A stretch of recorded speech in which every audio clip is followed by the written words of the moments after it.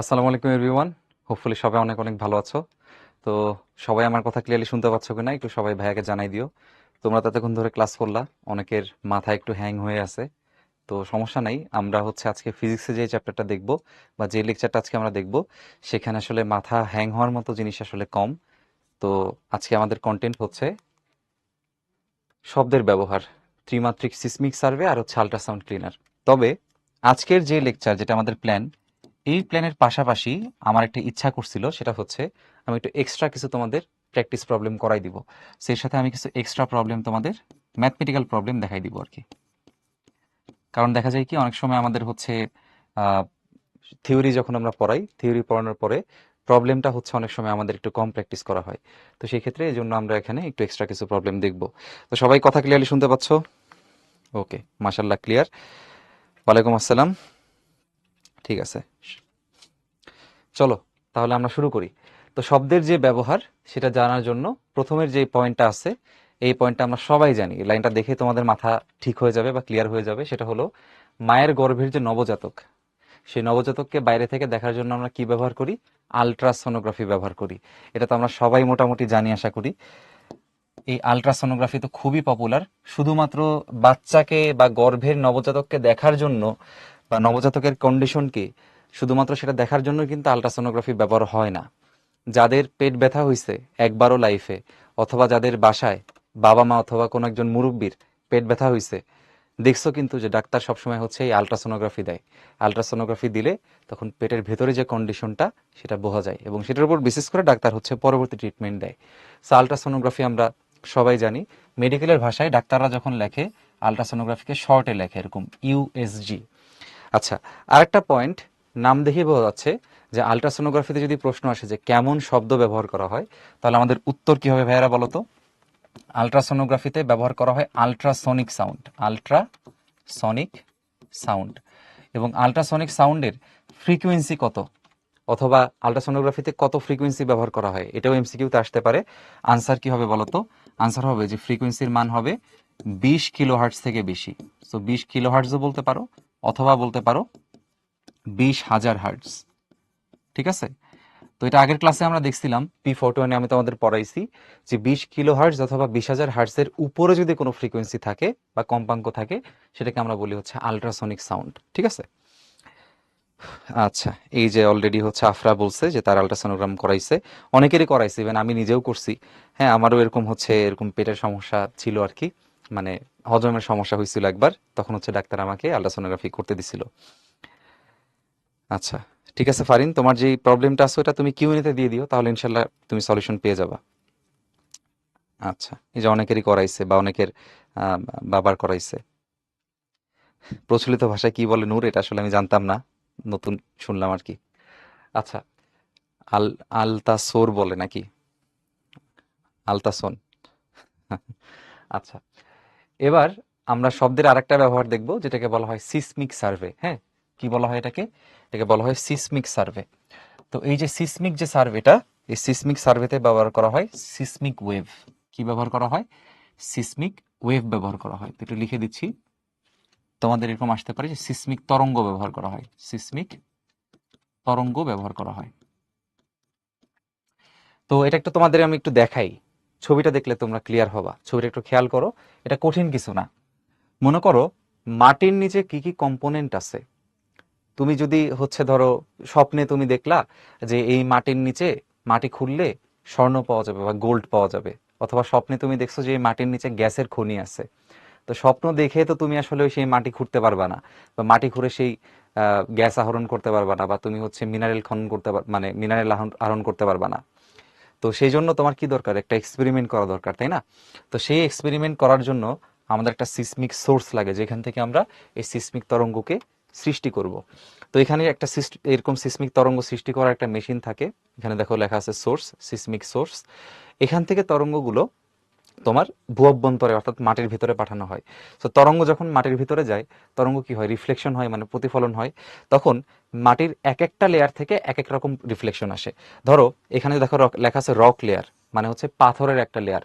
তাহলে পাথরের লেয়ার থেকে যেই রিফ্লেকশনটা আসবে, নর্মাল একটা লেয়ার থেকে কিন্তু সেই মানে তোমার হচ্ছে রিফ্লেকশন আসবে না। যদি তোমাকে উদাহরণ দিই, মনে করো ভূমির নিচে একটা লেয়ার আছে, যে লেয়ারের মধ্যে মনে করো গ্যাস আছে, ধরলাম আমি সেটা হচ্ছে লেয়ার 1, এবং সেই লেয়ার 1-এ আমার আছে হচ্ছে গ্যাস।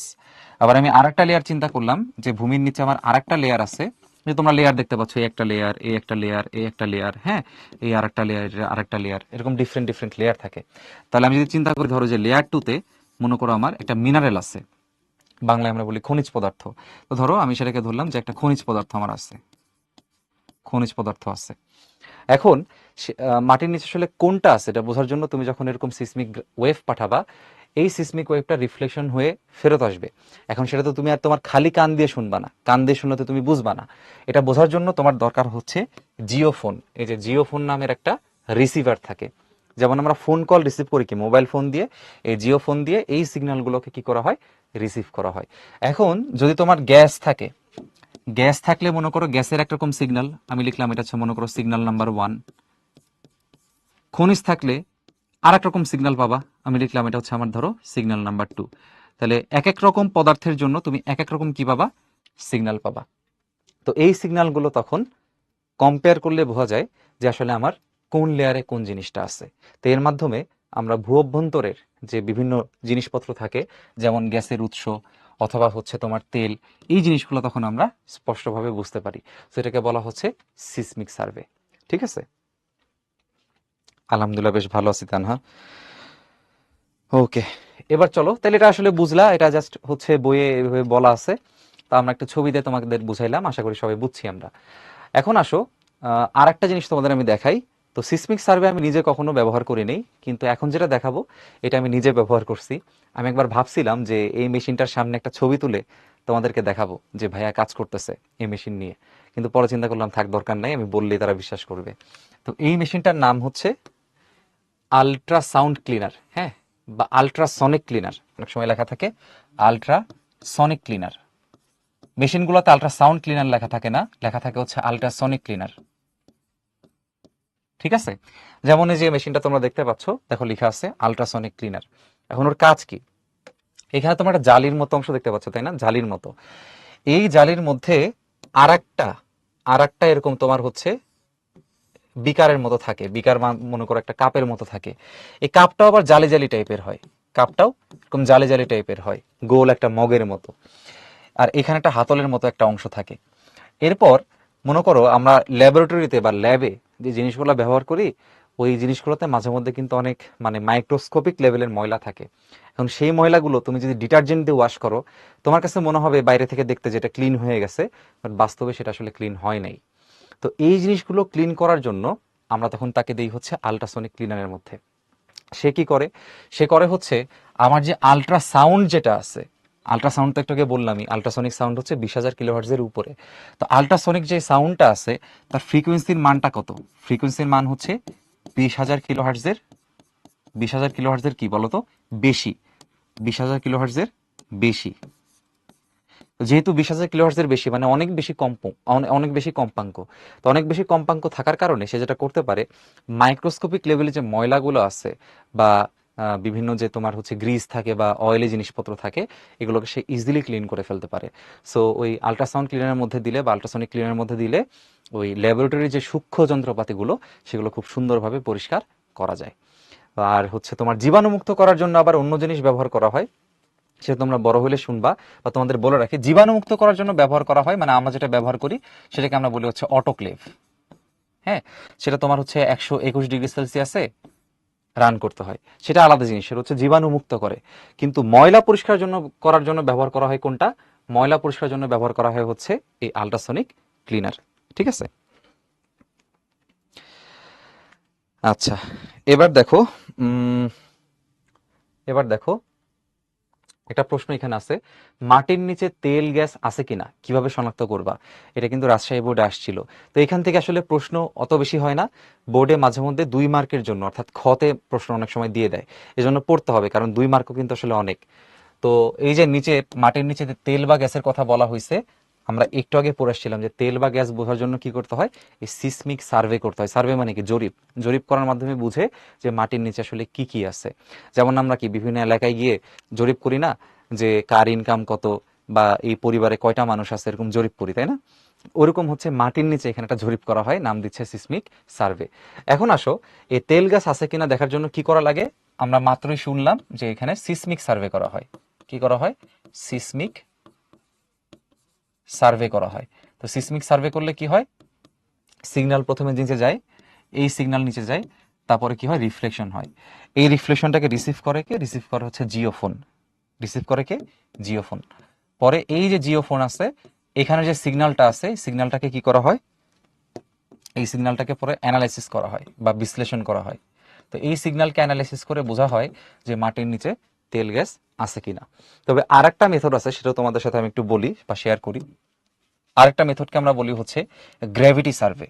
হ্যাঁ, একটা মেথডকে আমরা বলি হচ্ছে গ্র্যাভিটি সার্ভে। তো গ্র্যাভিটি মানে তো বুঝোই, ওই যে তোমরা অভিকর্ষ ত্বরণের নাম শুনছো কিনা? অবশ্যই শুনছো। বলের অধ্যায়ের মধ্যে আমাদের ছিল অভিকর্ষ ত্বরণ, যেটাকে আমরা জি দ্বারা প্রকাশ করি। সো ওই গ্র্যাভিটির বাংলা আসলে কি? গ্র্যাভিটির বাংলা হচ্ছে মহাকর্ষীয় কিছু একটা। তাহলে ওই গ্র্যাভিটি সার্ভেতে আসলে কি করা হয় সেটা একটু তোমাদের বলি, সহজ করে বলি আর কি। তোমার মনে করো এটা হচ্ছে পৃথিবী, এবং তুমি ধরো আসো হচ্ছে এই অঞ্চলে। এখন তুমি যখন এখানে এক্সপেরিমেন্ট করবা, আমি ধরে নিচ্ছি যে এখানে তোমার তেল গ্যাস কিছু নাই, ধরে নিলাম তেল গ্যাস কিছু নাই। তাহলে এই অঞ্চলের অভিকর্ষ ত্বরণের মান যদি 9.8 মিটার পার সেকেন্ড স্কোয়ার হয়, নর্মালি আমরা যেটা বলি, যদি, তো এটা হচ্ছে কখন, যদি এখানে তোমার ধরো তেল গ্যাস কিছু না থাকে, তাহলে সেটা কত হবে? 9.8 এর মতো হবে, যেটা নর্মাল সেটাই হবে। বাট যদি এখানে লেয়ারে কোনো তেল বা গ্যাস কিছু একটা থাকে, মনে করো নিচের লেয়ারে তেল গ্যাস এরকম কিছু আছে, তাইলে দেখা যাবে তুমি যখন এখানে এই অভিকর্ষ ত্বরণটা বের করবা, তেল গ্যাস যদি থাকে, তাহলে তুমি যখন অভিকর্ষ ত্বরণ বের করবা, সেটা আর দেখবা যে 9.8 মিটার পার সেকেন্ড স্কোয়ার হচ্ছে না, এই মানটা চেঞ্জ হয়ে গেছে। তো এই যদি তুমি দেখো যে মানটা এরকম 9.8 মিটার পার সেকেন্ড স্কোয়ার হয় নাই, তো এই যে গ্র্যাভিটির কনসেপ্ট কাজে লাগে আমরা কিন্তু বুঝতে পারবো যে এখানে আসলে কিছু আছে কিনা বা থাকা পসিবল কিনা। যদি থাকে, সেই ক্ষেত্রে আমরা তখন অন্য এক্সপেরিমেন্ট করে ফেলবো। সো এইভাবে করেও হচ্ছে তোমার জিনিসগুলো বোঝা যায়।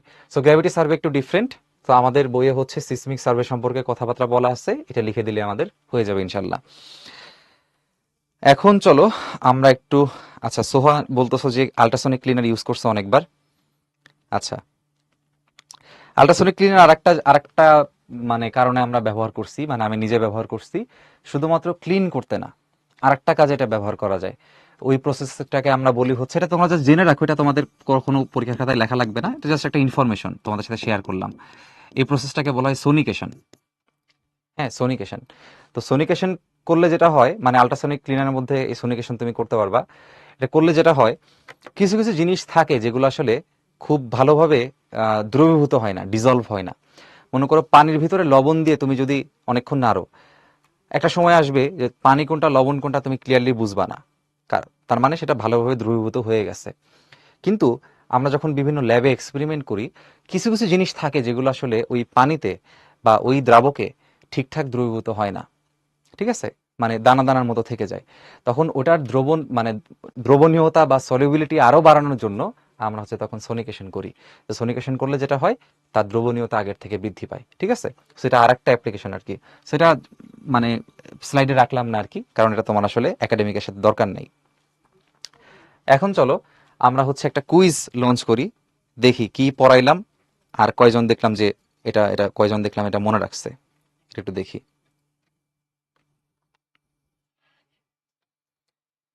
দাঁড়াও, কুইজটা লঞ্চ করা হচ্ছে, তোমরা মনে মনে চিন্তা করে নাও যে আনসার আসলে কি হবে। সূক্ষ্ম ইলেকট্রনিক্স যন্ত্রপাতি পরিষ্কার করতে কোনটি ব্যবহার করা হয়? বলো, সূক্ষ্ম ইলেকট্রনিক্স জিনিসপাতি ক্লিন করার জন্য তুমি কোনটা ব্যবহার করবা? তেল বা গ্রিজ দিয়ে তুমি কি পরিষ্কার করবা? এখানে পরিষ্কার করতে বলছে, তেল বা গ্রিজ তো এমনি বাদ। তাহলে এখন নর্মালি সাধারণ একটা মানুষ, সে চিন্তা করতে পারে ঠিক আছে সাবান দিয়ে, মানে ব্রাশের সাথে সাবান লাগায় তারপর পরিষ্কার করো। আবার কেউ কেউ বলতে পারে যে ডিটারজেন্ট দিয়ে ক্লিন করো। এখন তুমি একজন ভবিষ্যৎ সায়েন্টিস্ট হিসেবে তুমি কোনটাকে ব্যবহার করবা? বলো দেখি, তুমি অ্যাজ এ ফিউচার সায়েন্টিস্ট কোনটাকে প্রিফার করবা? তুমি ক্লিন করবা হচ্ছে সূক্ষ্ম ইলেকট্রনিক্স জিনিসপাতি, যেগুলো আসলে অনেক সময় খালি চোখে ময়লা থাকলেও তুমি বুঝতে পারবা না, ঠিক আছে। তাহলে অপশন হচ্ছে সাবান ও ব্রাশ, ডিটারজেন্ট, শব্দোত্তর তরঙ্গ। আচ্ছা, তো সময় শেষ। তাহলে আমাদের উত্তর কি হবে আমরা জানি, শব্দোত্তর তরঙ্গ। কারণ এই শব্দোত্তর তরঙ্গের ইংলিশটাই হচ্ছে আল্ট্রাসনিক সাউন্ড। তাহলে আমার আনসার হবে শব্দোত্তর তরঙ্গ, আল্ট্রাসনিক সাউন্ড। তো লিডার বোর্ডে দেখতে পাচ্ছি ফারহান, তারপরে হচ্ছে মৃদুলা, আশামণি, মিমিয়া, নূর, মালিহা, নোহা, আবারও নূর, রিফাজ আর হচ্ছে রনিত। ওকে, গুড। যারা হচ্ছে ভুলভাল আনসার দিছো তারা আসলে তার মানে একটু আগে যে পড়াটা পড়াইছি মনোযোগী ছিল না। ওকে, এখন চলো আমরা সামনের দিকে যাই। তো এখন হচ্ছে আমরা প্রবলেম প্র্যাকটিস করবো আর কি। সো ঢাকা বোর্ডের 24-এর একটা প্রশ্ন তোমাদের আগের ক্লাসে এটা সলভ করানো হয়েছে। এই যে একটা ছেলে আংশিক পানিপূর্ণ কুয়ার মুখে হাততালি দিছিল, এরপর জিজ্ঞাসা করছিল কুয়ার গভীরতা কত।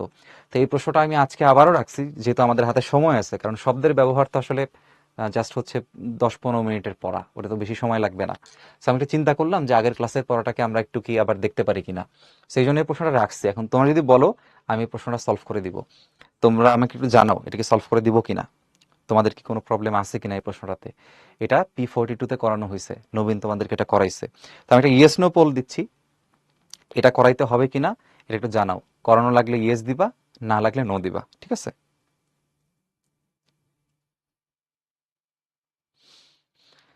50-50।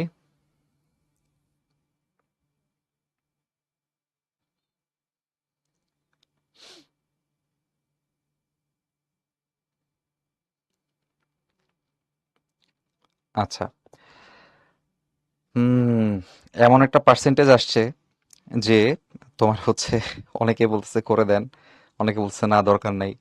তুয়া বলতেছে করে দেন, নবনীতা বলতেছে করে দেন, সিয়াম বলতেছে করে দেন, মালিহা বলতেছে একটু হার্ড, তারপর হচ্ছে প্রান্ত বলছে করে দিতে। আবার অনেকে বলছে না দরকার নাই, যেমন হচ্ছে রাইমা, সোহা।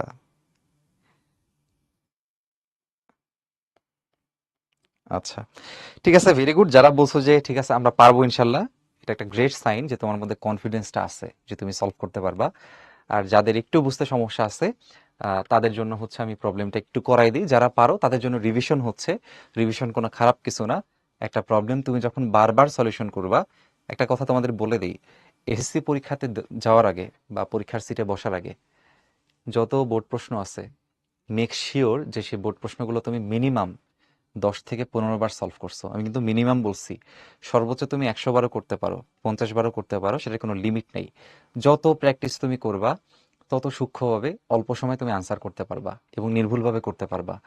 কিন্তু মিনিমাম 10 থেকে 15 বার জিনিসগুলো সলভ করবা, তাহলে দেখবা তোমার কনসেপ্ট ক্লিয়ার। অনেকে আছে অনেক সময় আমার কাছে বলো যে ভাইয়া কিভাবে ফিজিক্সে ভালো করতে পারি, তো ওই ক্লাসগুলোতে ব্যস্ততা থাকে দেখে আনসার করতে পারি না। আজকের ক্লাসে আমাদের সময় আছে। যাদের বুঝতে একটু সমস্যা হয় তাদের জন্য একটাই পরামর্শ, থিওরিটা ভালো করে পড়ে প্রবলেমগুলো বারবার প্র্যাকটিস করতে হবে। বারবার যখন তুমি প্রবলেমটা প্র্যাকটিস করবা তুমি অবশ্যই শিখে যাবা। ছোট্ট একটা উদাহরণ দিই, একটা বাচ্চা ছেলে দেখবা যে অনেক সময় বিভিন্ন ইন্ডাস্ট্রিতে কাজ করে, তো বিশাল কঠিন কঠিন কাজ তারা করে ফেলে, একদিনে কিন্তু করে না। অনেক বাচ্চা ছেলে দেখবা বিভিন্ন মোটরসাইকেলের গ্যারেজে কাজ করে এবং খুব ভালো কাজ করে। অনেকে আছে যে সিনিয়রদের থেকেও ভালো কাজ করে। তো কাজ মানে শিখছে কেমনে? অবশ্যই কারো না কারো হাত ধরে শিখছে। শেখার পরে সে কি শুধু শিখে রাখছে? না, রেগুলার সে একই কাজ করতেছে, একই রকম প্রবলেম সে সলভ করতেছে। মোটরসাইকেল একটা সমস্যা হচ্ছে, সে ঠিক করে দিচ্ছে। এটা করতে করতে করতে করতে সে কিন্তু একটা সময় বিশাল এক্সপার্ট হয়ে যায়। তার হাত ধরে আরো কয়েকটা এক্সপার্ট কিন্তু তৈরি হয়। তো আসলে এই কেন বললাম, কারণ practice makes a man perfect যে কথাটা বলা হয় এটা আসলে পূর্ণাঙ্গভাবে সত্যি কথা। তো বারবার প্র্যাকটিস করতে হবে। তাহলে চলো আমরা একটু এই প্রবলেমটা একটু দেখে ফেলি। অল্প সময় আমি তোমাদের বুঝাই দিব, সমস্যা নাই। প্রশ্নে যা বলছে আমি একটা চিত্রের মাধ্যমে তোমাদের বুঝাই। প্রশ্নে বলছে যে একটা আংশিক পানিপূর্ণ, মানে পানিটা পুরাপুরি নাই, আংশিক পূর্ণ। আমি ধরলাম যে পানিটা আমার এতটুকু আছে, হ্যাঁ, এতটুকু পানি পূর্ণ আছে। তো এখানে কি করছে, এখানে একটা হাততালি দিছে, দেওয়ার পরে 0.12 সেকেন্ড আর 0.15 সেকেন্ড পর সে দুইটা শব্দ শুনতে পাইছে। এখন কমন সেন্স কি বলে বলতো? কমন সেন্স বলে হচ্ছে যে আমার একটা শব্দ যেটা অল্প সময়ে, যেটা যেই শব্দটা আমার উপরে চলে গেছে, অবশ্যই তার সময়টা কি লাগবে, সময়টা অল্প, তার মানে কি দূরত্বও কিন্তু কম। তাহলে এখানে যদি এই একটা দূরত্ব হয়, নাম্বার আমি বললাম যেটা হচ্ছে আমার 1 নাম্বার দূরত্ব, আর এখানে আমরা আরেকটা দূরত্ব দিই, ধরো এটা হচ্ছে আমার 2 নাম্বার দূরত্ব। তাহলে কমন সেন্স দিয়ে তোমরা কিন্তু বুঝতে পারবা যে এখানে 1 নাম্বার দূরত্বটা কম, আর 2 নাম্বার দূরত্বটা কি আমার বেশি। তাহলে 1 নাম্বার দূরত্ব ক্রস করতে আমার টাইম কম লাগবে, আর 2 নাম্বার দূরত্বের জন্য আমার সময়টা বেশি লাগবে। তাহলে এখানে কম সময় যেটা আছে 0.12 সেকেন্ড, সেটা অবশ্যই আমার 1 নাম্বার পথের জন্য সময়। তাহলে এটাকে আমি নাম দিলাম T1, এটা আমি নাম দিলাম T2। তাহলে আমার T1 হচ্ছে এটা, আর T2 হচ্ছে এটা। হয়ে গেল। এখন একটু চিন্তা করে দেখো তো, যে শব্দ যখন এখানে আছে, যেহেতু পানি হচ্ছে আমার নিচে, তাহলে উপরের অংশ কি? উপরের অংশ আমার কি আছে বলো তো ভাইয়া? উপরের অংশ আমার আছে হচ্ছে বায়ু। উপরের অংশ আমার কি আছে? বায়ু। তাহলে আমি একটু এখানে এভাবে লিখে দিই যে আমার এই অংশটাতে আছে হচ্ছে বায়ু, আর আমার নিচের অংশে কি আছে বলো তো? পানি আছে। তাহলে এখন খেয়াল করো যে অরেঞ্জ কালারের যে অংশটা, এখানে কিন্তু সে বায়ু মাধ্যমেই আছে। তাহলে 1 নাম্বার যে পথ, 1 নাম্বার পথটা হচ্ছে আমার বায়ু মাধ্যমের পথ। তাহলে আমি এখানে প্রথমে লিখলাম বায়ু মাধ্যম। এখন বায়ু মাধ্যমের যে দূরত্ব, আমি ধরে নিলাম যে এই দূরত্বটা হচ্ছে আমার H1। তাহলে এখন শব্দ এখানে H1 গেছে আর H1 উপরে উঠছে, তাহলে একবার H1 নামলো আর একবার H1 উঠলো। তাহলে এখানে একটা H1, এখানে আরেকটা H1, দুইটা H1 আমার কাছে আছে। তাহলে আমরা যদি এখন ইকুয়েশন লিখি S সমান VT, ছোট ক্লাসে আমরা মানে আরো আগের চ্যাপ্টারে আমরা শিখছি। তো এখানে মোট দূরত্ব হচ্ছে আমার এখানে S। তাহলে এখন খেয়াল করো H1 গেছে, H1 উঠছে, তাহলে মোট দূরত্ব কত? মোট দূরত্ব হবে 2H1। আর বেগটা কার হবে? বায়ু মাধ্যমের বেগ। তো বায়ু মাধ্যম যেহেতু বাতাস, তাহলে সেটাকে আমি ধরতে পারি VAR। ঠিক আছে, তাহলে এই ভিটাকে আমি লিখবো হচ্ছে VA। আর টাইম আমি কত ধরছি এখানে? 1 নাম্বার পথে আমি টাইম ধরছি T1 টাইম, তো এখানে আমি লিখবো T1। সেখান থেকে কিন্তু আমি চাইলে এই H1 এর মানটা বের করতে পারি। তাহলে H1 কত হবে? VA ইন্টু T1 বাই হচ্ছে 2। এখন দেখো প্রশ্নে এই ডেটাগুলো দেওয়া আছে কিনা। অবশ্যই দেওয়া আছে। বাতাসে যে শব্দের বেগটা, সেই শব্দের বেগ হচ্ছে 330 মিটার পার সেকেন্ড, তাহলে এটা হচ্ছে আমার VA। আর পানিতে দিয়ে দিয়েছে হচ্ছে 1500 মিটার পার সেকেন্ড, আমি ধরলাম VW। তাহলে বাতাসের মানটা আমি এখানে বসাবো 330, সময়টা বলে দিছে কত? T1 হচ্ছে 0.12 সেকেন্ড, আর নিচে আছে আমার হচ্ছে 2। তাহলে এখান থেকে কিন্তু আমি H1 এর ভ্যালুটা পেয়ে যাচ্ছি। H1 এর ভ্যালুটা পেয়ে যাচ্ছি, সেটা আসবে কত?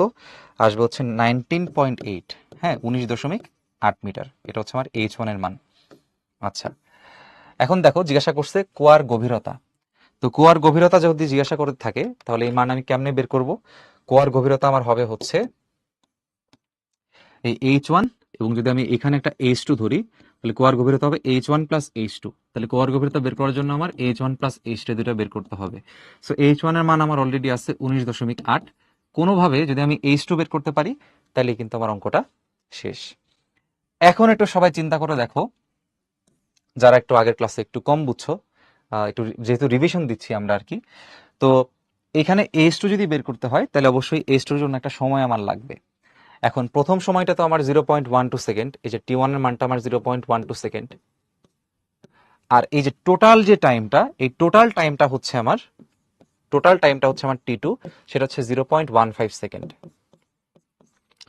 এখন একটু ভাবো যে এই শব্দটা পানির মধ্যে কতক্ষণ সময় ছিল। দেখো মোট সময় হচ্ছে 0.15 সেকেন্ড, আর বাতাসে ছিল হচ্ছে 0.12 সেকেন্ড। তাহলে পানির মধ্যে সে কতটুকু ছিল? পানির মধ্যে সে ডেফিনেটলি এই যে এতক্ষণ সময় ছিল, তাই না? এতক্ষণ সময় ছিল। তাহলে পানির মধ্যে যে সময়টা, সেই সময়টাকে যদি আমি ধরি হচ্ছে T3, তাহলে এই সময়টা কি হবে? মোট সময় থেকে এতটুকু সময়কে আমার বাদ দিতে হবে। সো মোট সময় হচ্ছে 0.15 সেকেন্ড, আর বাতাসের সময়টা হচ্ছে 0.12 সেকেন্ড। তাহলে বাদ দিলে আমাদের থাকে হচ্ছে 0.03 সেকেন্ড। ঠিক আছে, তাহলে আমি কি পাইলাম? আমি হচ্ছে পানির সময়টা পাইলাম। এখন আমি তাহলে পানির ক্যালকুলেশনটা করব। তাহলে এখন খেয়াল করো, ইকুয়েশন আমরা একইভাবে লিখতে পারি। ইকুয়েশনটা কিভাবে লিখবো? যে এরকম 2H1 এর জায়গায় লিখবো হচ্ছে H2, আর বেগের জায়গায় লিখবো হচ্ছে কার বেগ? পানি বেগ, কারণ নিচে কিন্তু আমার কি আছে?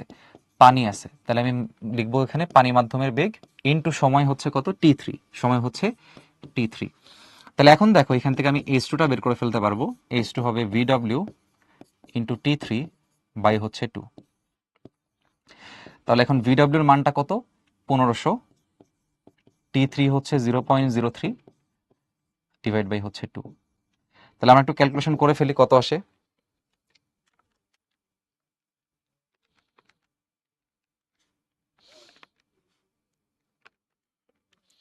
22.5।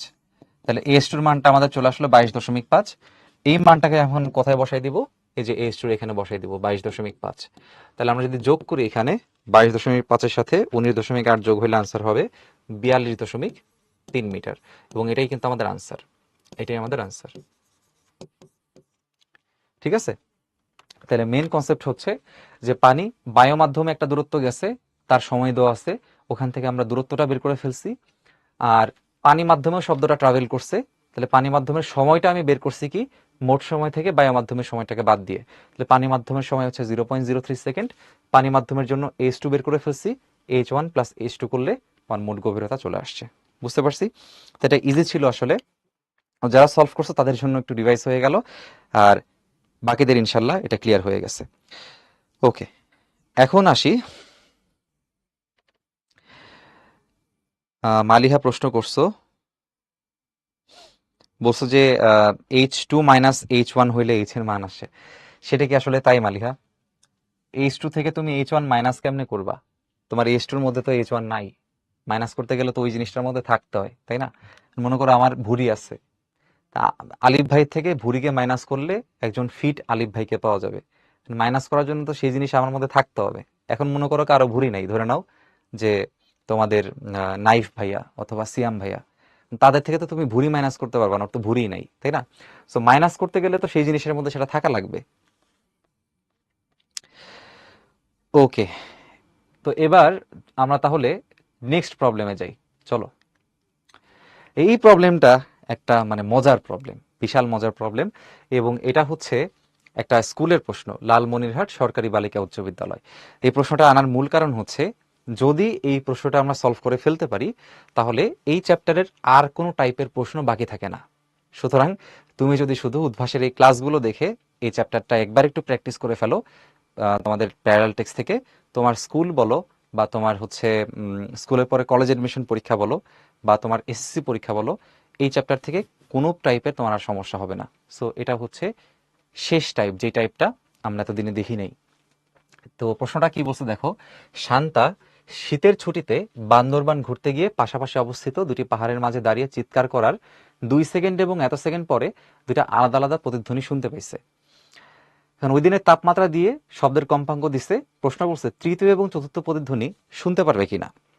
এখন একটা বিষয় খেয়াল করো যে শান্তা শীতের ছুটিতে ঘুরতে গেছে কোথায়? বান্দরবান।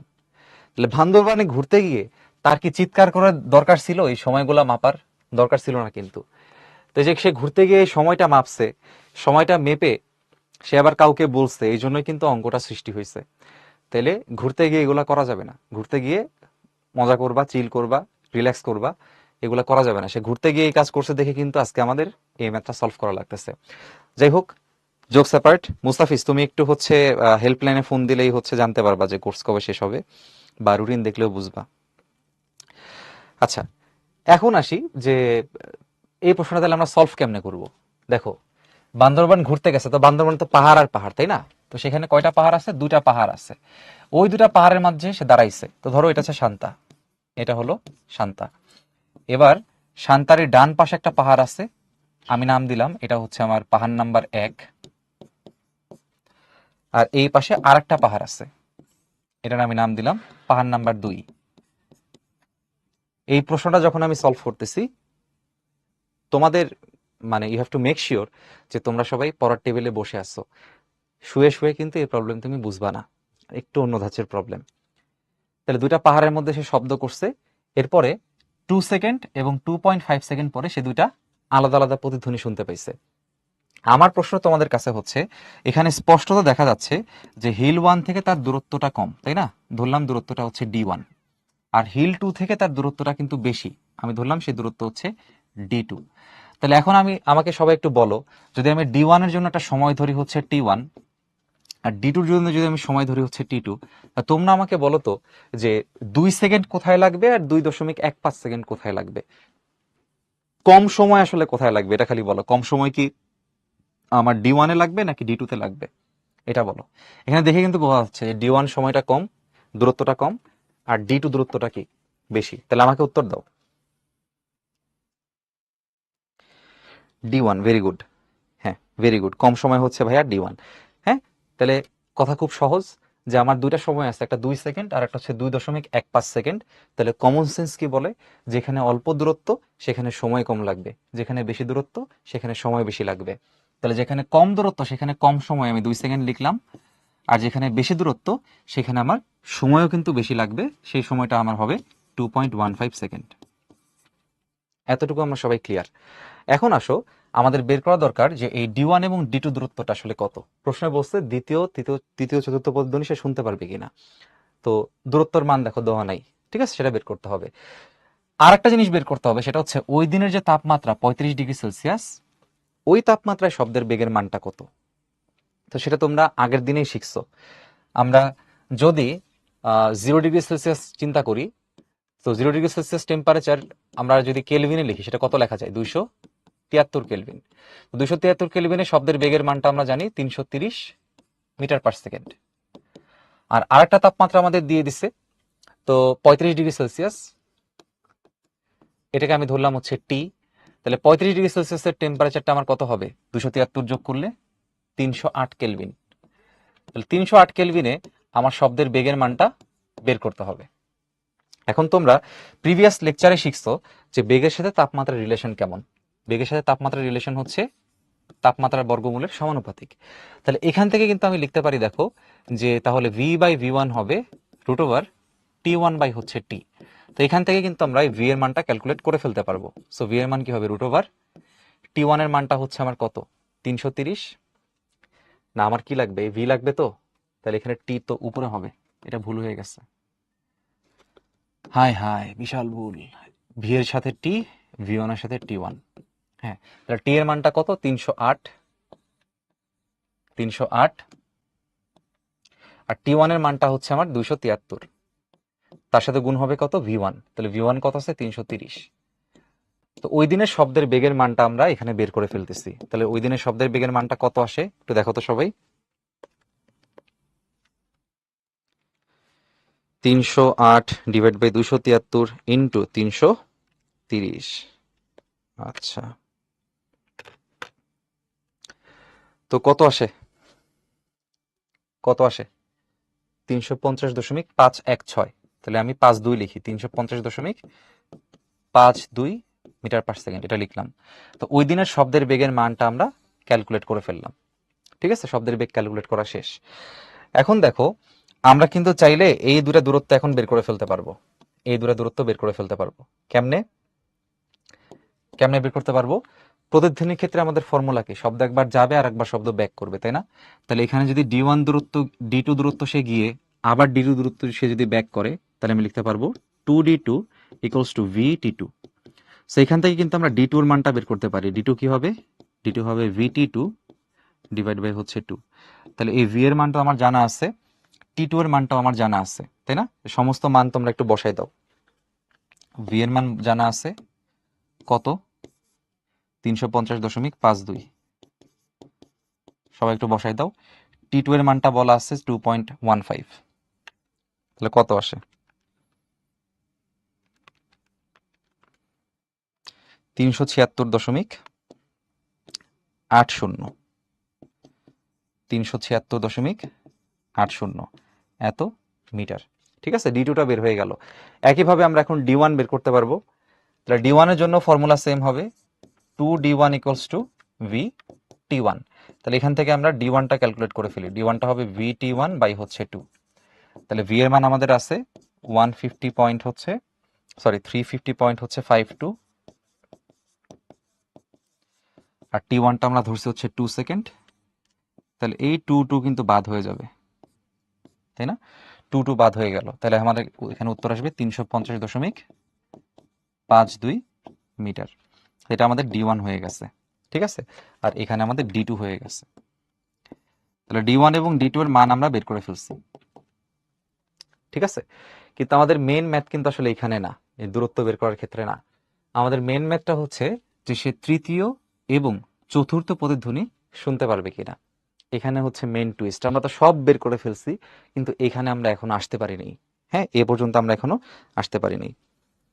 আচ্ছা, মির্জা গালিব রহমান বলছো যে 35°C তাপমাত্রা আসলে শীতকাল কেমনে হয়, শীতকালের মধ্যে সবসময় কিন্তু কুয়াশা থাকে না বা টেম্পারেচার কম থাকে না, দেখা গেছে দুপুরে একদম সেই রকম গরম পড়ছে, তো এরকম একটা শীতকাল ধরে নাও, ঠিক আছে? আচ্ছা, যাই হোক, এবার চলো তৃতীয় আর চতুর্থ প্রতিধ্বনির কনসেপ্টটা আমরা একটু বুঝি। তো আমি একটা সেপারেট পেজ নিয়ে তোমাদের বোঝাচ্ছি, একটু সবাই মনোযোগ দিও, নাহলে কিন্তু বোঝা কষ্ট হয়ে যাবে। মনে করো এইখানে আমি দাঁড়ায় আছি, আমি না, শান্তা দাঁড়ায় আছে, এখানে পাহাড় 1 আর এখানে হচ্ছে পাহাড় 2, এখানে পাহাড় 1 এখানে পাহাড় 2। আচ্ছা, তো ধরো এটা হচ্ছে পাহাড় 1 আর এটা হচ্ছে পাহাড় 2। এবার এবার একটা জিনিস তো বুঝোই, যে এই পাহাড়টা বেশি কাছে, মনে করো এই পাহাড়টা বেশি কাছে, এই পাহাড়টা বেশি কাছে, তাহলে যেই পাহাড়টা বেশি কাছে, যার দূরত্বটা কম, যেমন আমরা এখানে মান বের করছি, আমার এই যে প্রথম পাহাড়ের দূরত্ব হচ্ছে 350.52 মিটার, তাহলে এই দূরত্ব হচ্ছে 350.52 মিটার। আর দ্বিতীয় পাহাড়ের দূরত্ব হচ্ছে 376.80, এই দূরত্বটা হচ্ছে 376.80 মিটার, এটা একটু দূরে। তাইলে বলো, প্রথম প্রতিধ্বনিটা কোন পাহাড়ের জন্য তুমি শুনবা? এই প্রশ্নের উত্তরটা সবাই একটু দাও। প্রথম প্রতিধ্বনিটা কোন পাহাড়ের জন্য তোমরা শুনবা? যেই পাহাড়ে প্রতিধ্বনি প্রতিফলিত হয়ে আবার ফিরে আগে আসবে, সেই পাহাড় থেকে আমি প্রতিধ্বনিটা আগে শুনতে পাবো। তাহলে যেখানে দূরত্বটা কম, যে পাহাড়টা বেশি কাছে আছে, সেখান থেকে তুমি শুনবা হচ্ছে প্রথম প্রতিধ্বনি, সেখান থেকে তুমি কি শুনবা? প্রথম প্রতিধ্বনি। আর যেই পাহাড়টা একটু দূরে, সেই পাহাড় থেকে তুমি কি শুনবা? সেই পাহাড় থেকে তুমি শুনবা হচ্ছে দ্বিতীয় প্রতিধ্বনি। এই বিষয়টা তো সবাই ক্লিয়ার যে ভাইয়া প্রথম কোনটাকে বলে, দ্বিতীয় কোনটাকে বলে। যে পাহাড়টা তোমার বেশি কাছে, সেই পাহাড়টা থেকে তুমি শব্দ আগে চলে আসবে, আগে চলে আসবে ফিরে, তাহলে সেই পাহাড় থেকে আমি প্রথম প্রতিধ্বনি শুনবো। আর যে পাহাড়টা বেশি দূরে, সেখান থেকে শব্দ আসতে সময় বেশি লাগবে, সেখান থেকে আমি দ্বিতীয় প্রতিধ্বনি শুনবো। এটা আমরা সবাই বুঝি। এখন আসো, যে তাহলে প্রশ্নে কিন্তু প্রথম আর দ্বিতীয় বলে নাই, প্রশ্নে বলছে তৃতীয় আর চতুর্থ। তৃতীয় চতুর্থ আমরা কেমনে বুঝবো? এটা একটু ভালো করে সবাইকে বুঝতে হবে।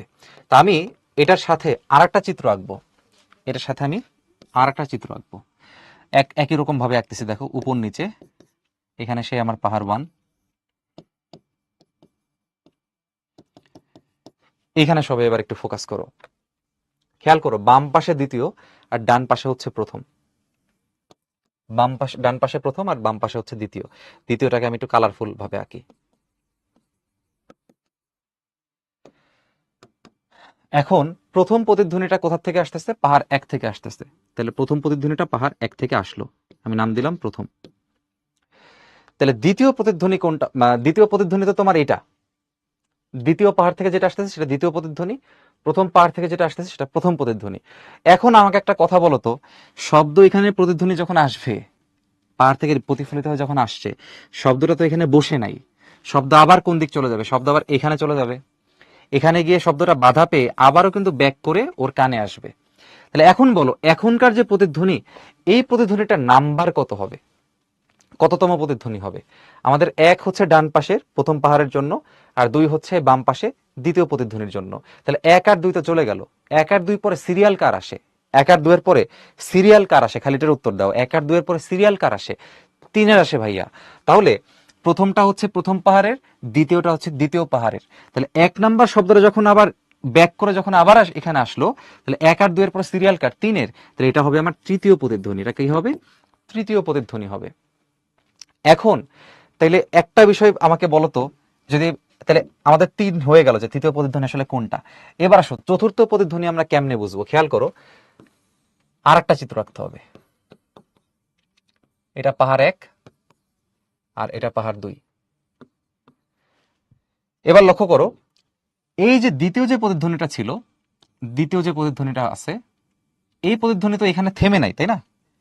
এখানে তো থেমে থাকবে না, এই শব্দটা, শব্দটা আবারও যাবে, গিয়ে প্রথম পাহাড় থেকে আবার রিফ্লেকশন হয়ে আবারও ব্যাক করবে, ব্যাক করে কানে আসবে, ব্যাক করে আবার ওর কানে আসবে। তাহলে এখন এই প্রতিধ্বনির সিরিয়াল কত হবে?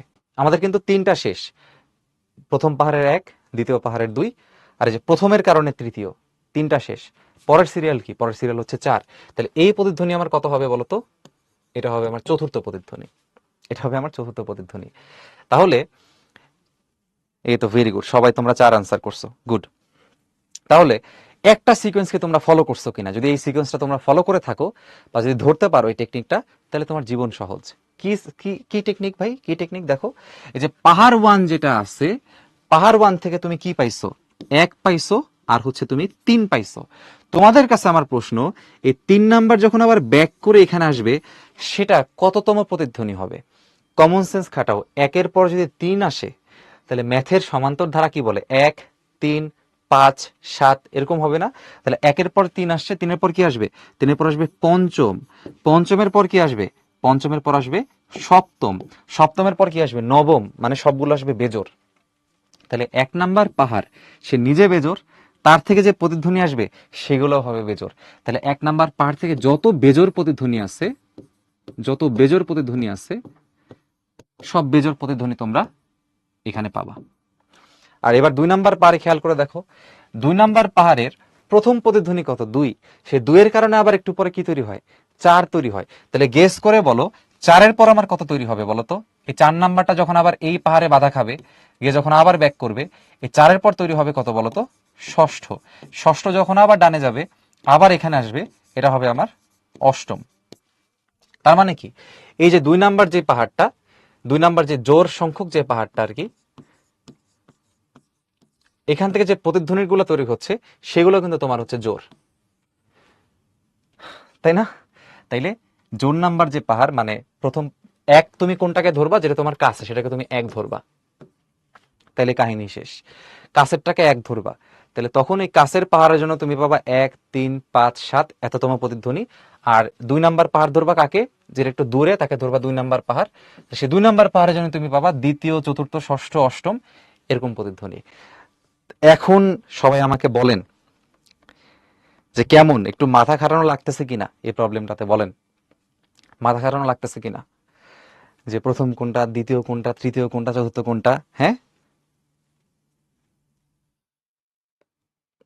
বুঝছো? ওকে, এটা খুবই নাইস একটা কোয়েশ্চেন, খুবই নাইস। তাহলে পাহাড় 1 থেকে 1, 3, 5, 7, এই যে ধরো, তোমাদের আমি বুঝাই। আমার এই সামনে একটা পাহাড়, আমার এই পেছনে একটা পাহাড়। তো সামনের পাহাড় থেকে প্রতিধ্বনিটা আমার কানে প্রথমে আসে, কারণ দূরত্ব মনে করো আমার কম আছে। আমি ধরো তোমার এই স্ক্রিনটাকে পাহাড় ধরো, চিন্তা করো এইটা হচ্ছে তোমার ধরো পাহাড়। তাই দেখো, এই পাহাড় থেকে আমার দূরত্ব কম, আর এই পাহাড় থেকে আমার দূরত্বটা বেশি। তাহলে আমার শব্দটা, আমি যখন শব্দ উচ্চারণ করতেছি, তো এইখান থেকে প্রতিধ্বনি আমার প্রথমে কানে আসবে, তো এটা হচ্ছে আমার প্রথম প্রতিধ্বনি, আর এটা হচ্ছে আমার দ্বিতীয় প্রতিধ্বনি। এবার প্রথমটা যখন আবার ওখানে ব্যাক করে কানে আসবে, সেটা হবে তৃতীয়। তৃতীয়টা যখন আবার ব্যাক করে এখানে আসবে, সেটা হবে পঞ্চম। পঞ্চমটা আবার যখন ব্যাক করে এখানে আসবে, সেটা হবে সপ্তম। সপ্তম যখন ব্যাক করে আসবে, সেটা হবে নবম। এবার আসো দ্বিতীয় থেকে শুরু করি। দ্বিতীয় প্রতিধ্বনি কোনটা? কাছেরটা না দূরেরটা থেকে? তাহলে দ্বিতীয় প্রতিধ্বনি শুরু হয়েছিল দূরের থেকে, তাহলে এটা দ্বিতীয় আসলো, এখানে গিয়ে আবার আসলো চতুর্থ, আবার আসলো ষষ্ঠ, আবার আসলো অষ্টম, দশম, 12তম, 14তম, 16তম, এভাবে কন্টিনিউ হতে থাকবে। সো এটা হচ্ছে আমাদের এই প্রবলেমটা। তাহলে এখন আসো আমরা এবার সলভ করে ফেলি, চলো। যে ভাই কনসেপ্ট তো বুঝলাম, এবার চলেন সলভ করি। তাহলে এখন দেখো, তৃতীয় আর চতুর্থ প্রতিধ্বনির কনসেপ্ট ওরা জানতে চাইছে। তাহলে আমরা এবার হিসাব করব একটু, আমরা একটু এবার হিসাব করে ফেলবো যে তৃতীয় আর চতুর্থ প্রতিধ্বনি আমরা পারি কিনা। ঠিক আছে, তো দূরত্বের মান তো আমরা বের করে ফেলছি, আর শব্দের বেগের মানটা আমরা রেখে দিব। রেখে এই পেজটাকে আমি একটু কপি করে নিই।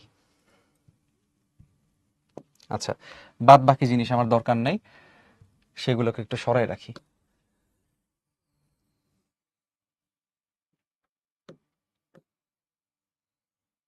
এটা শব্দের বেগ, এটা লাগবে, এটা রেখে দিলাম।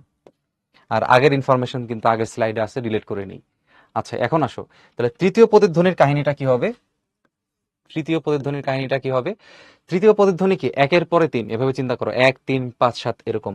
তাহলে 1-এর পরে যেহেতু 3 আসতেছে, তাহলে প্রথম পাহাড় থেকে তুমি তৃতীয় প্রতিধ্বনিটা শুনবা, প্রথম পাহাড়ের কারণে। তাহলে তুমি এখানে দাঁড়ায় আসো, এটা হচ্ছে তোমার পাহাড় নাম্বার কি? 1, এটা হচ্ছে তোমার পাহাড় নাম্বার 2। তাহলে তুমি দেখো তৃতীয় প্রতিধ্বনির সময় কতটুকু লাগবে।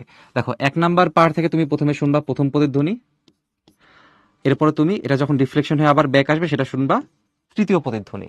তাহলে কতটুকু সময় লাগলো ভাইয়া? কতটুকু সময় লাগলো? খেয়াল করে দেখো, আমার যে ডান পাশে কত, মানে ডান পাশে কতটুকু দূরত্ব আছে দেখো তো।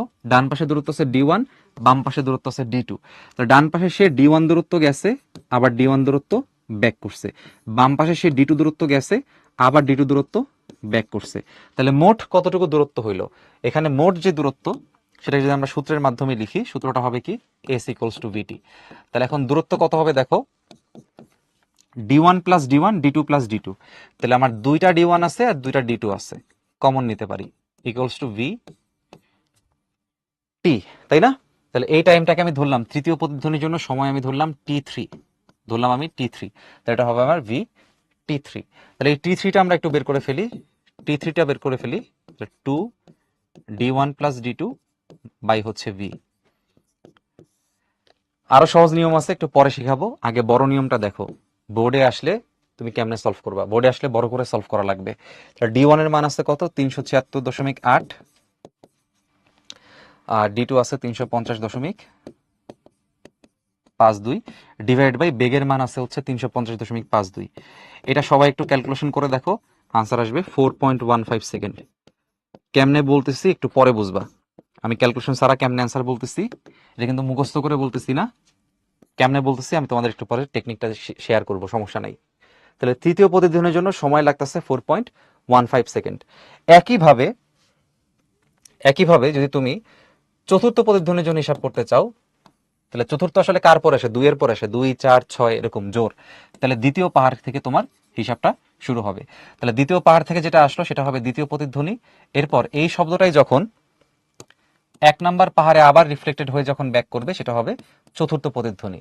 তাহলে এখানে কতটুকু দূরত্ব আছে, এই বাম পাশে d2 আর d2, ডান পাশে d1 আর d1। তাহলে দূরত্ব মোট কত গেছে, আগের মতোই, d2 দুইটা, d1 দুইটা। তাহলে আমার মোট দূরত্ব হবে d2 d1 প্লাস d2 সমান ভি t4। আমি ধরলাম যে চতুর্থ প্রতিধ্বনি শোনার টাইম হচ্ছে আমার t4, এটা আমি ধরে নিলাম, এই জন্য আমি এখানে t4 লিখছি। তাহলে একইভাবে আমি এখানে t4টা বের করবো, t4 হবে 2 d1 প্লাস d2 বাই হচ্ছে ভি। তোমরা মান বসাও, মান বসায় দেখবা 4.15 সেকেন্ড আসবে, এটা আসবে। কেমনে আসবে একটু পরে বলতেছি, মান বসায় তোমরা দেখো তাহলে তোমরা বুঝবা। এখন এখন এই যে দুইটা সময় আমার কাছে আছে, তৃতীয় প্রতিধ্বনি শোনার সময়টা আছে আমার কাছে হচ্ছে কত, 4.15 সেকেন্ড, আর চতুর্থ প্রতিধ্বনি শুনছে সেটা হচ্ছে 4.15 সেকেন্ড। তাহলে তৃতীয় প্রতিধ্বনি শোনার সময় কত, 4.15 সেকেন্ড, এটা হচ্ছে তৃতীয় প্রতিধ্বনি শোনার সময়। আর চতুর্থ প্রতিধ্বনি শোনার সময় হচ্ছে 4.15 সেকেন্ড, এটা হচ্ছে চতুর্থ প্রতিধ্বনি। এখন প্রশ্ন বলছে যে শুনতে পারবে কিনা। তা আমরা আগের দিনে আমি তোমাদের শিখাইছিলাম যে দুইটা সময় বা দুইটা প্রতিধ্বনি আলাদা করে কখন শুনতে পারবে বলো তো। আলাদাভাবে শোনার শর্ত হচ্ছে, আলাদাভাবে শুনতে হলে ওই যে বলছিলাম ব্রেনের একটা ক্যাপাসিটির বিষয় আছে, আলাদাভাবে শুনতে গেলে সময়ের পার্থক্যটা অবশ্যই কি হওয়া লাগবে, 0.1 সেকেন্ডের বেশি অথবা সমান হতে হবে। তাহলে আমরা এখন সময়ের পার্থক্যটা বের করলেই তো অঙ্ক মিলে যাবে। তাহলে সময়ের পার্থক্যটা কত আসে, সময়ের পার্থক্য হবে t4 মাইনাস t3। তাহলে t4 থেকে t3 বাদ দিলে কত আসবে, 0 সেকেন্ড আসবে, তাই না? তো এই 0 সেকেন্ড কি 0.1 এর থেকে সমান হয়েছে বা বেশি হয়েছে, হয় নাই। যেহেতু 0 সেকেন্ডটা 0.1 সেকেন্ডের থেকে কম, সুতরাং সে তৃতীয় এবং চতুর্থ প্রতিধ্বনি কি আলাদাভাবে শুনবে না, আলাদাভাবে শুনবে না। সে শুনতে পারবে,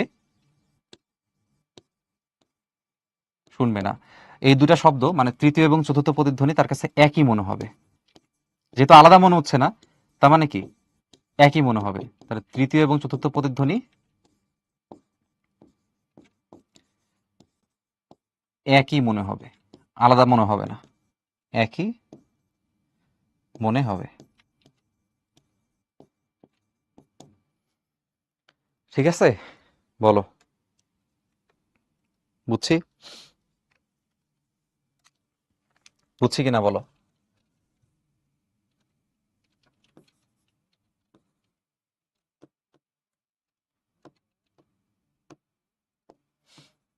এটা d1 হবে, হ্যাঁ।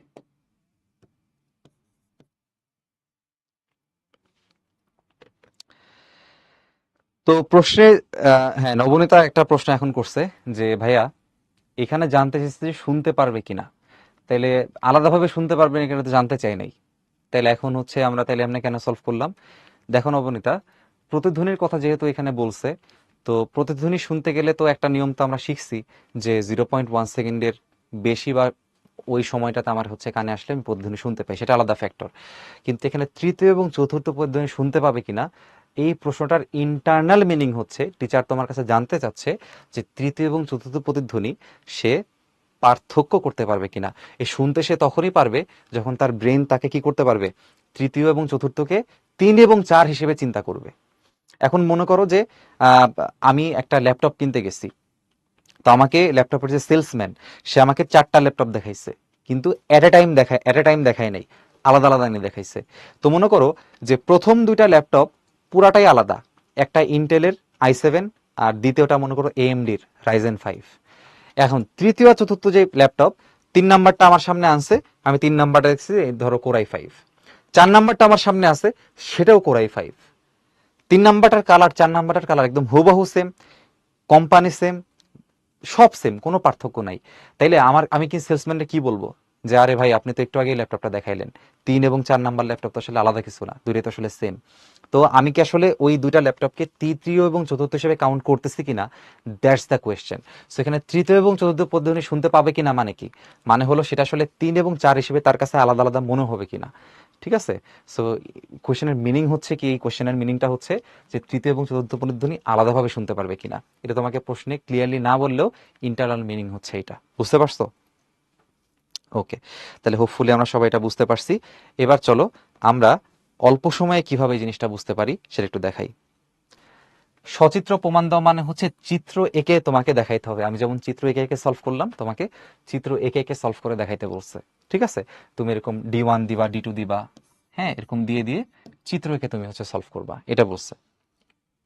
সময়ের পার্থক্য কেন নিব, তাওসিন বলছে সময়ের পার্থক্য যদি আমরা না নিই তাওসিন, তাহলে ওই যে আগের প্রশ্নতেও কিন্তু এই জিনিসটা ছিল।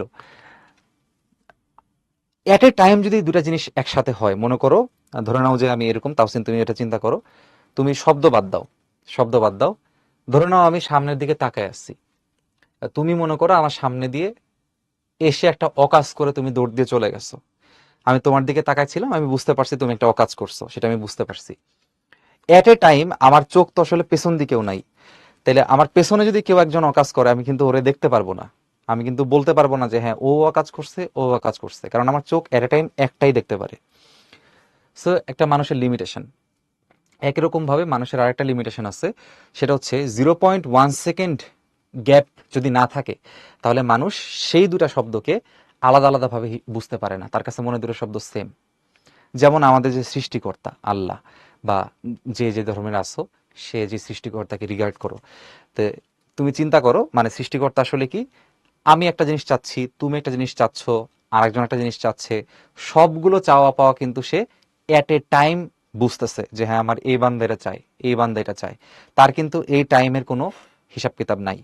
কিন্তু মানুষ হিসেবে আমাদের হিসাব কিতাবটা করতে হয়, যে আমার কাছে যদি 0.1 সেকেন্ড সময়ের মধ্যেই 2টা প্রতিধ্বনি চলে আসে, তাহলে অল্প সময় ব্যবধানে আসলে সেটা আমি বুঝতে পারি না যে 2টা প্রতিধ্বনি আসলে আলাদা, আমার কাছে মনে হয় একটাই প্রতিধ্বনি। তাহলে সেম তৃতীয় চতুর্থ প্রতিধ্বনি তো শব্দ তো আলাদা আলাদা ট্রাভেল করতেছে, তাদের ট্রাভেল পাথ তো আসলে মানে সময় তো আসলে আলাদা আলাদাই লাগছে, কিন্তু তোমার ব্রেন সেটাকে আসলে আলাদাভাবে হিসাব করতে পারবে না বা চিন্তা করতে পারবে না। হ্যাঁ এই প্রশ্নের জন্য চিত্র আঁকতে বলছে, যে প্রশ্নেই বলে দিচ্ছে আর কি, অন্য প্রশ্ন তো দরকার পড়ে না। আচ্ছা এখন আসো, এই প্রশ্নটা আরো অল্প সময় সলভ করা যেত, সেটা কেমনে চলো দেখি। তাহলে বিকল্প নিয়মটা আমরা একটু দেখে নিই। হ্যাঁ, বিকল্প নিয়মটা আমরা একটু দেখে নিই, এটার বিকল্প।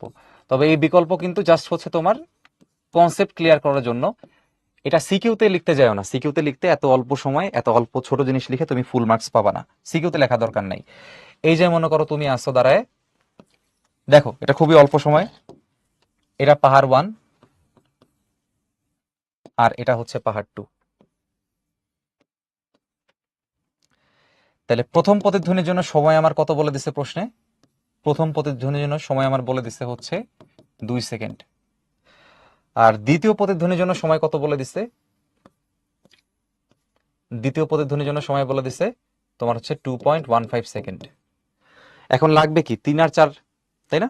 তাহলে তুমি 3 আর 4 এইভাবে চিন্তা করতে পারো, দেখো 3 আর 4 তুমি এভাবে সলভ করতে পারো, এভাবে চিন্তা করতে পারো। 3 আসলে কই থেকে আসে, 1-এর পরে 3 আসে, তাই না? তাহলে তুমি যদি তৃতীয়টা শুনতে চাও, তুমি এভাবে চিত্র এঁকে দেখাইতে পারো যে এখানে তুমি দাঁড়াইছো, তাহলে এটা তোমার পাহাড় 1, এখানে গেল, শব্দ এখানে আসলো, তাহলে এটা তোমার হবে প্রথম প্রতিধ্বনি। এরপরে এই শব্দটা এখানে থেমে থাকবে না, সে আবার এখানে আসবে, আবার এখানে ব্যাক করবে, সেটা হবে তোমার হচ্ছে তৃতীয় প্রতিধ্বনি। তাহলে তৃতীয় প্রতিধ্বনির জন্য তোমার সময় কতটুকু লাগলো খেয়াল করো। আমরা বলছিলাম যে আমার ডান পাশে T1, বাম পাশে T2।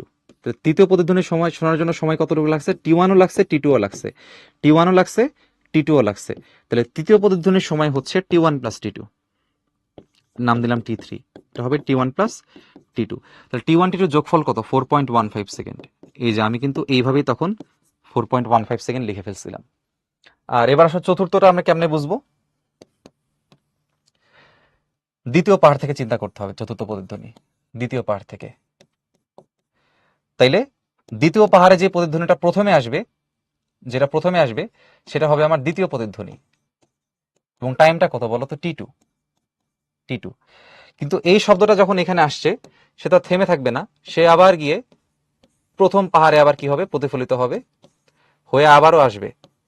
তো সেটা যখন ফিরে আসবে সেটাকে তখন কিন্তু তুমি আর দ্বিতীয় বলতে পারবে না, তখন তোমাকে বলতে হবে চতুর্থ প্রতিধ্বনি। ওই যে 2 এর পরে 4 আসে, ওই কাহিনীটা। দেখো 2 নাম্বার পাহাড়ের জন্য আমার 2 এর পরে 4 আসতেছে, আর 1 নাম্বার পাহাড়ের জন্য 1 এর পরে 3 আসতেছে। ওই যে 1 3 5 7 2 4 6 যেটা বললাম, ওই নিয়মটা। তাহলে এখানে খেয়াল করো, বাম পাশের T2 সময় লাগছে, ডান পাশের T1 সময় লাগছে। তাইলে এই চতুর্থ প্রতিধ্বনির জন্য সময় যদি আমি ধরি হচ্ছে T4, তাহলে এই T4 সময়টা কি হবে? T1 প্লাস T2 সময়। ঠিক আছে, তাহলে আগে হচ্ছে কোনটা? T2, পরে হচ্ছে আমার T1। একভাবে লিখলেই হয়। তাহলে এখানেও কিন্তু আমার 4.15 সেকেন্ড আসবে। ঠিক আছে, তো এমনিও কিন্তু আমরা জাস্ট এই চিত্র দিয়েও সলভ করতে পারি। হ্যাঁ, শুধুমাত্র চিত্র দিয়ে এভাবে সলভ করা যেতে পারে। তাহলে আমার এখন T1 T3 বের হয়ে গেল, T4 বের হয়ে গেল, এখন আমার খালি পার্থক্যটা বের করা লাগবে। সো পার্থক্য কত? T4 minus T3 plus 0 second. তার মানে আলাদাভাবে শুনতে পারবে না। ঠিক আছে, এই হলো ব্যাপার। তাহলে তোমরা তোমরা এই জিনিসটা বলো। তোমাদের একটা প্রশ্ন আমি দেই, যেহেতু মজার প্রশ্ন, এবং এই যে দেখছো আমরা কিন্তু এটা আলোচনা করতেছি অনেক সময় ধরে, তো সমস্যা নাই তো, আজকে আমাদের তো আসলে অন্য জিনিস পড়ার কথাও না, এটা একটু দেখতেছি আর কি। তো ধরো তোমাদের আমি প্রশ্ন দিলাম এরকম, একই রকম কাহিনী, তোমরা হচ্ছে বের করবা আর কি। মনে করো এটা পাহাড় 1 আর এটা হচ্ছে পাহাড় 2। তো পাহাড় 1 এর সময়টা দিয়ে দিছে সে আগের সময়টা দিয়ে দিলাম 2 সেকেন্ড, আর দ্বিতীয় প্রতিধ্বনির সময়টা দিয়ে দিলাম 2.15 সেকেন্ড। এখন তোমরা বের করবা যে মনে করো তৃতীয় এবং সপ্তম প্রতিধ্বনি আলাদাভাবে শোনা যাবে কিনা, আলাদা মনে হবে কিনা।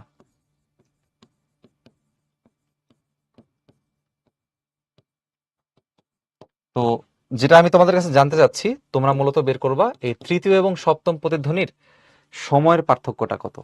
ঠিক আছে, তোমরা খালি আমাকে এটাই বের করে দাও যে সপ্তম এবং তৃতীয় প্রতিধ্বনির সময়ের পার্থক্যটা কত, এটা বের করে দিলেই হবে। তাহলে আমি বুঝবো তোমরা ক্লিয়ারলি বুঝছো। তৃতীয়টা তো আমরা আগেই বের করছি, তৃতীয়টার মান কত ছিল? তৃতীয়টার মান ছিল 4.15 সেকেন্ড, তাই না? তৃতীয়টা আমরা আগে থেকে জানি 4.15 সেকেন্ড। T7 মানে সপ্তম প্রতিধ্বনি শোনার সময়টা বের করলেই তোমার কিন্তু শেষ। সপ্তমটা বের করো।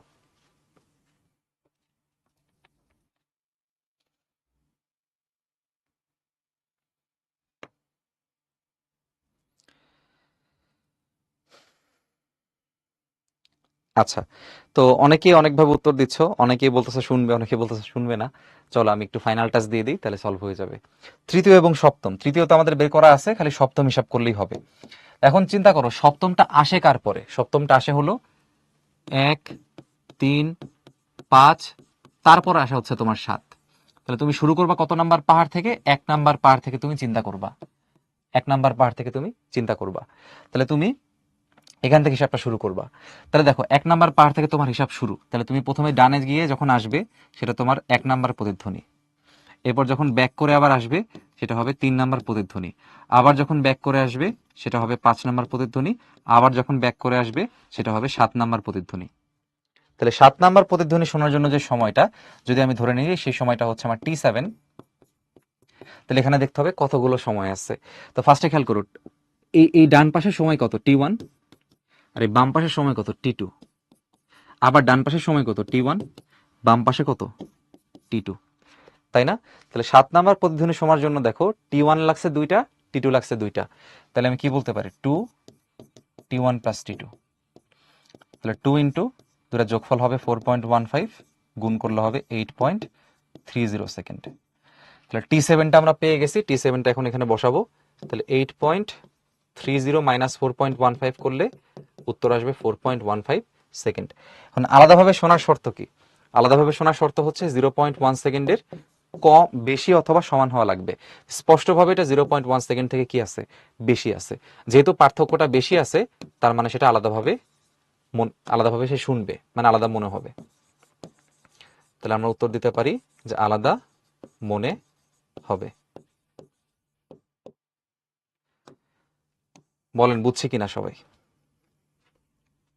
বুঝছি?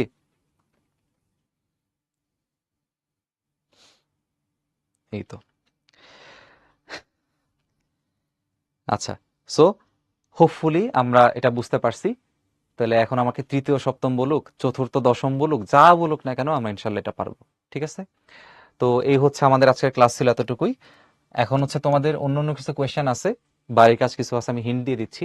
ওয়াশিং মেশিনে কাপড় পরিষ্কার কেমনে করে? ওই যে সাউন্ডের মাধ্যমে, আল্ট্রাসনিক ক্লিনার যেমনে কাজ করে, আল্ট্রাসাউন্ড ব্যবহার করে, একইভাবে ওয়াশিং মেশিনও তোমার হচ্ছে সাউন্ডের মাধ্যমেই কাপড়গুলোকে পরিষ্কার করে। তো একই রকম ব্যাখ্যা দিবা। আর দীর্ঘ ফাঁপা লোহার পাইপের এক প্রান্তে শব্দ করলে অপর প্রান্ত থেকে 2বার কেন শব্দ শোনা যায়? এটাও খুবই মজার প্রশ্ন। যদি আমি একটা লোহার পাইপ এখানে চিন্তা করি, লোহার পাইপ যদি আমি চিন্তা করি, তাহলে এখানে শব্দ কিন্তু 2টা পথ দিয়ে যাবে। এটা খুবই মজার। দেখো, শব্দ 2টা পথ দিয়ে যাবে। একটা হচ্ছে লোহার মধ্য দিয়ে শব্দটা যাবে। তো লোহার মধ্য দিয়ে শব্দের বেগ কত বলো তো? আমি ধরলাম এটা হচ্ছে ভি, মনে করো লোহা, ধরো VL, ঠিক আছে, ভি স্টিল। তাহলে এই লোহার মধ্যে শব্দের বেগটা আমরা জানি 5130 মিটার পার সেকেন্ড। অনেক বেশি স্পিড, তাই না? আর যখন আমি এখান থেকে সাউন্ড করব, যখন ধরো আমি এখান থেকে সাউন্ড করতেছি, তখন এই শব্দটা বায়ুর মধ্যে দিয়েও আসবে, তাই না? বায়ুর মধ্যে দিয়েও আসবে, যে ফাঁকা জায়গা দিয়েও আসবে। তাহলে বায়ুর মধ্যে দিয়ে শব্দের বেগ কত বলতো? 330 মিটার পার সেকেন্ড। তাহলে শব্দ আগে আসবে কোনটা? তুমি লোহার মধ্য দিয়ে যে শব্দটা আসে সেই শব্দটা আগে আসবে। তাহলে এই শব্দটা আগে আসবে তোমার কানে, আর এই শব্দটা তোমার কি কানে পরে আসবে।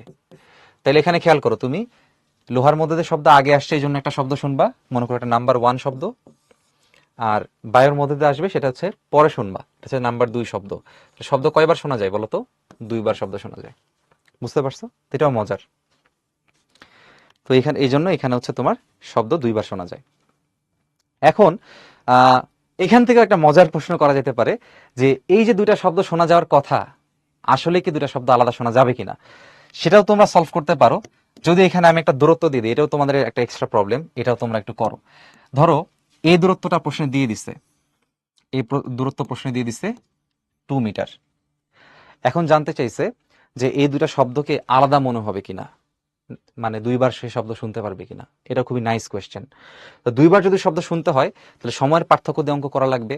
তাহলে তুমি বায়ুর জন্য একবার সময় বের করবা, আর হচ্ছে তোমার লোহার জন্য সময় বের করবা। এখানে কিন্তু শব্দ গিয়ে আবার আসা লাগবে না, একবার গেলেই হবে, কারণ তুমি কিন্তু এখান থেকে শব্দটা আরেকজন শুনবে, আরেকজন শুনবে। তাহলে এখানে শব্দ একবার গেলেই হবে, ঠিক আছে? একবার গেলেই হবে। তাহলে তুমি প্রথমে বাতাসের জন্য সময়টা বের করো। তাহলে আমরা সময় কি জানি? সময় হচ্ছে দূরত্ব বাই বেগ, তাই না? দূরত্ব বাই বেগ। তাহলে আমি একবার লোহার জন্য সময় বের করব, সেটা হবে D/VL। আর একবার আমি বাতাসের জন্য সময় বের করব, বাতাসের জন্য, সেটা হবে TA, সেটা হবে D/VA। তাহলে ডি এর মান হচ্ছে 2, আর লোহার শব্দের বেগ হচ্ছে 5130। তাহলে এখান থেকে সময়ের মান কত আসে?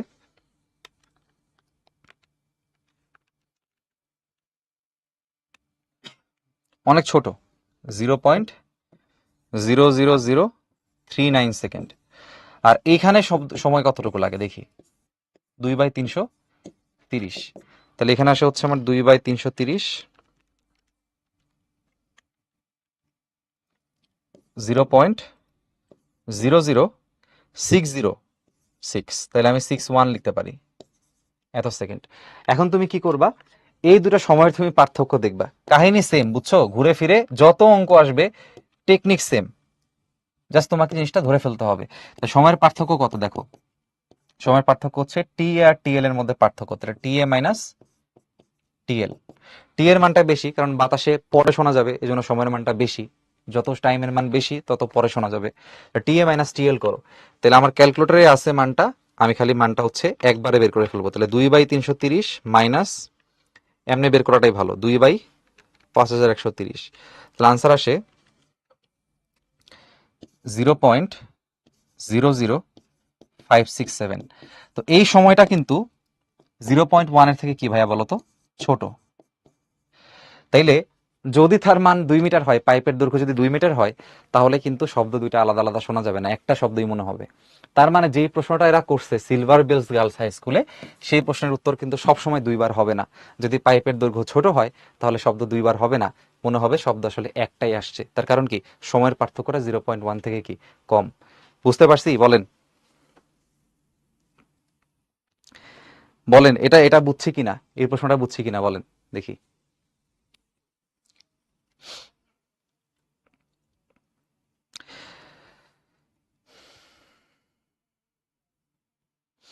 ওকে, গ্রেট, ঠিক আছে।